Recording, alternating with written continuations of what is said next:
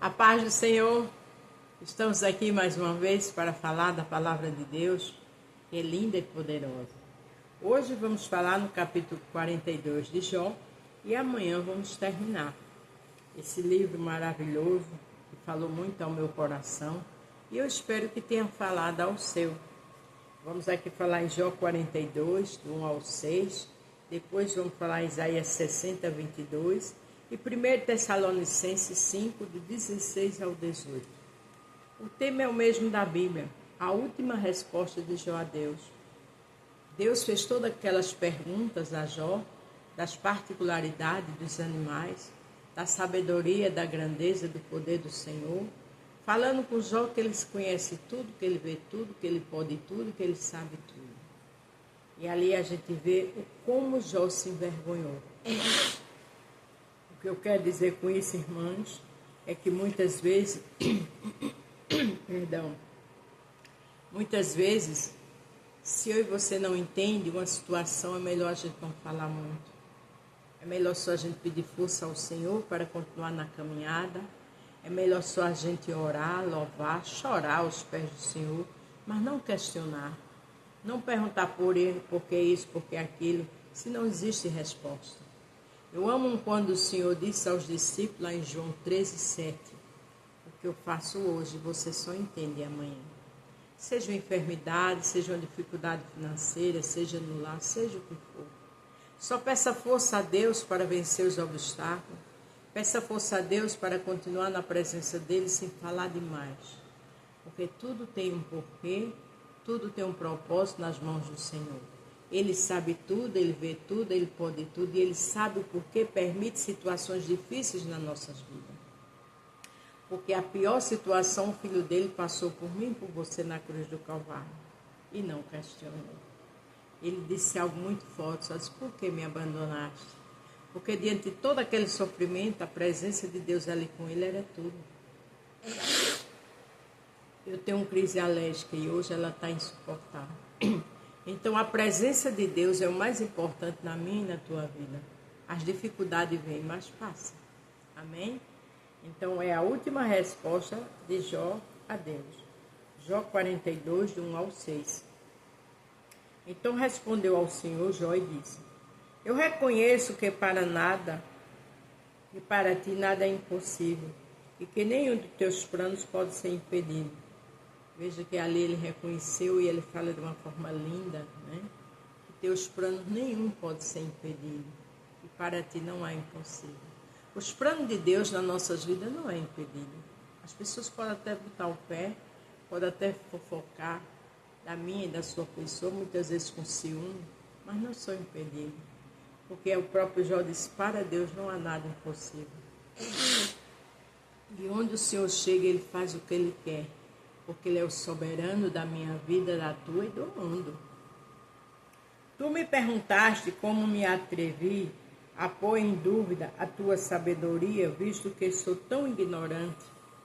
Às vezes a gente faz isso, como Jó fez, né? Veja que Jó reconheceu ali que foi tão ignorante, porque Jó se atreveu a duvidar da sabedoria de Deus. Aí você diz, eu não faço isso. Faz. Quando a gente murmura, quando a gente reclama, a gente está botando a sabedoria do Senhor em xeque. A gente está se atrevendo a faltar com respeito com Ele. E que falei de coisas que eu não compreendia. Coisas que eram maravilhosamente demais para mim e que eu não podia entender. Veja que Jó falou de uma forma linda, verdadeira, que ele falou que ele não compreendia. Ele falou de coisas maravilhosas que ele não entendia. Quer dizer, do poder, da grandeza do Senhor. Licença. Mesmo que eu faça outro vídeo, vai continuar assim. Porque quando a crise vem, ela vem com força. Me desculpe.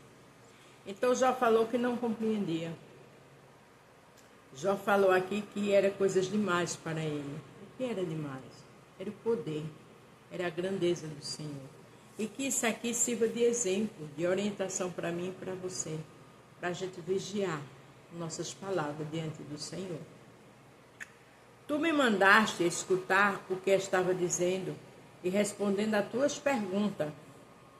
Antes eu te conhecia só para ouvir falar, mas agora eu te vejo com os meus próprios olhos. Ele disse, tu pediste para eu responder. Ele não tinha resposta para Deus.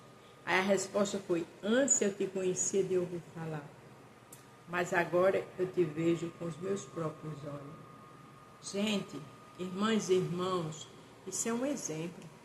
Isso é um despertamento, isso é uma orientação para mim e para você. Para nas horas mais difíceis a gente não fazer perguntas que não tem resposta. Porque tem resposta, lá na frente o Senhor responde com outras situações. Então vamos adorar. Ah, Beto, mas minha situação é terrível. Sim, Senhor, me dá força para eu continuar. Davi, no meio dos inimigos dele, ele disse assim, Senhor, coloca uma trave na minha boca. Quando a coisa estiver demais, porque a gente sabe que o poder, a honra e a glória do Senhor, Ele pode resolver tudo. Senhor, coloca uma trave na minha boca para eu não falar bobagem, como o João falou. Senhor, me ajuda a suportar essa adversidade. Fica aqui do meu lado até ela passar. Porque eu sei, Senhor, que contigo eu sou mais do que vencedor.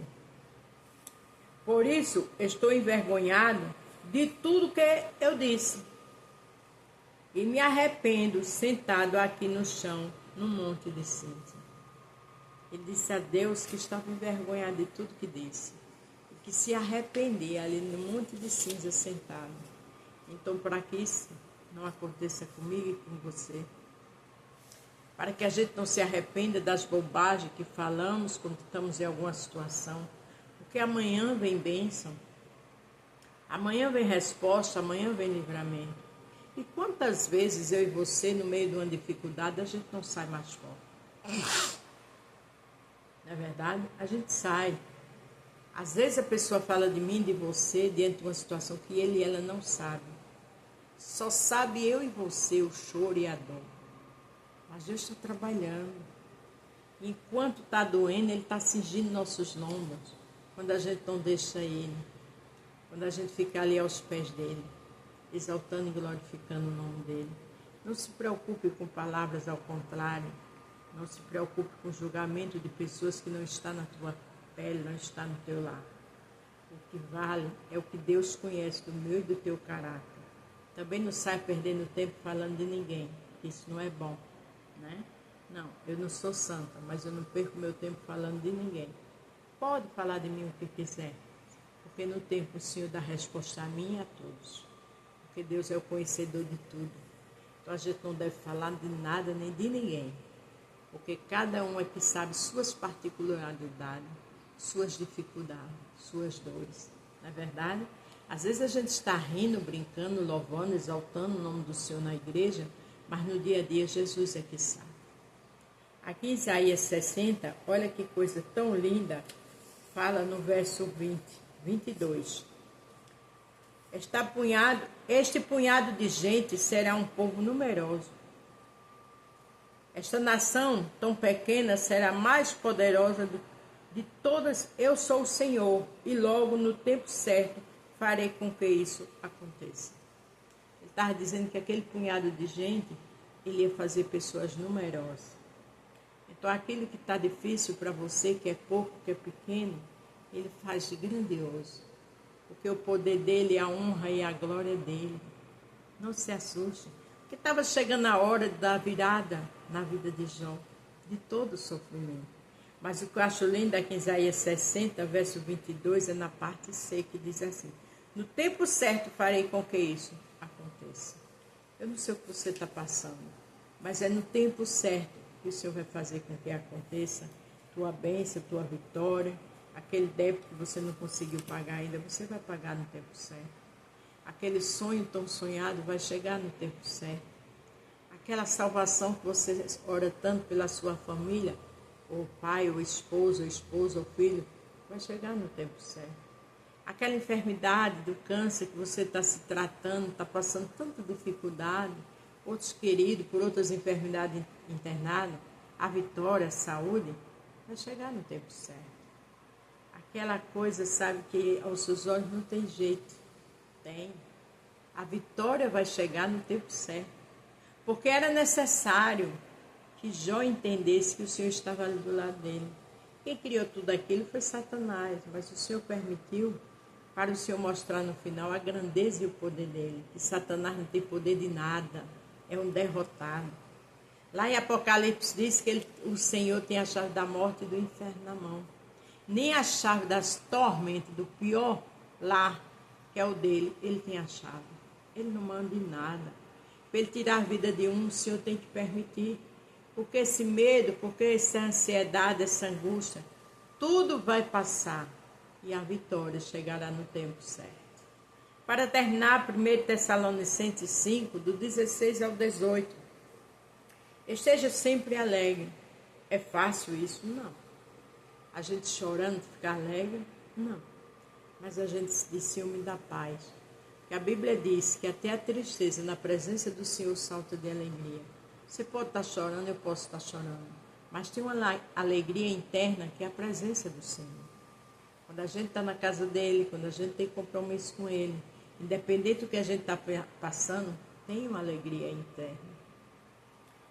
Ore sempre, o 17 diz, é orar na dor, na alegria e na tristeza. É orar em qualquer situação. É a oração que nos sustenta, é a oração que nos faz ficar no foco. É a oração que não deixa a gente perder o foco que é Jesus Cristo. É a oração que nos alimenta nas horas mais difíceis. É a oração que tem vitória para mim e para você.